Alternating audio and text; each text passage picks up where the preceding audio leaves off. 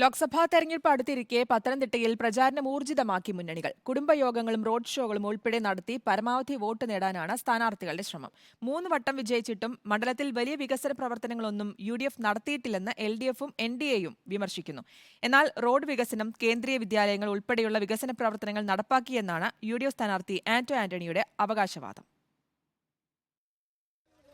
പത്തനംതിട്ട ലോക്സഭാ മണ്ഡലത്തിൽ ആദ്യം തെരഞ്ഞെടുപ്പ് പ്രചരണത്തിന് ഇറങ്ങിയത് LDF സ്ഥാനാർത്ഥി തോമസ് ഐസക് ആയിരുന്നു. പിന്നീട് UDF സ്ഥാനാർത്ഥി ആന്റോ ആന്റണിയും ഒടുവിൽ NDA സ്ഥാനാർത്ഥി അനിൽ ആന്റണിയും പ്രചരണ രംഗത്ത് സജീവമായി. മുൻ മുഖ്യമന്ത്രി ഉമ്മൻചാണ്ടിയുടെ മകൾ അച്ചു ഉമ്മനെ ഉൾപ്പെടെ പ്രചരണത്തിന്റെ ഭാഗമാക്കി മേൽക്കൈ നേടാനാണ് UDF സ്ഥാനാർത്ഥി ആന്റോ ആന്റണിയുടെ ശ്രമം. കേരള ജനതയുടെ മനസ്സിലെന്നും ത്രസിച്ചു നിൽക്കുന്ന ഒരു ഓർമ്മയാണ് ഉമ്മൻചാണ്ടിയുടെ.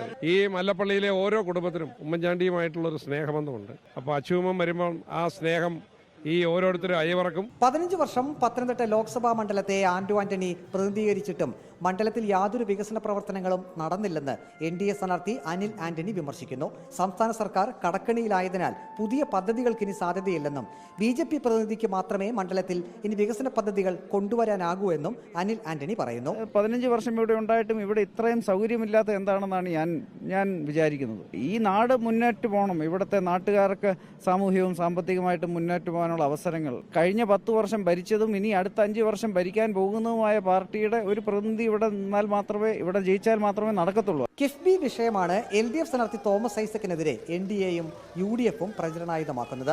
മണ്ഡലത്തിൽ 8000 കോടി രൂപയുടെ കിഫ്ബി പദ്ധതികളാണ് നടപ്പാക്കിയതെന്ന മറുപടിയുമായാണ് തോമസ് ഐസക് വോട്ടർമാരെ സമീപിക്കുന്നത്. ഇനിയുള്ള ദിവസങ്ങൾ നിർണായകമായതിനാൽ മണ്ഡലത്തിൽ പരമാവധി ഇടങ്ങളിൽ ചെന്ന് പ്രചരണം കൊഴുപ്പിക്കാനുള്ള ശ്രമത്തിലാണ് സ്ഥാനാർത്ഥികൾ. റിപ്പോർട്ടർ, പത്തനംതിട്ട.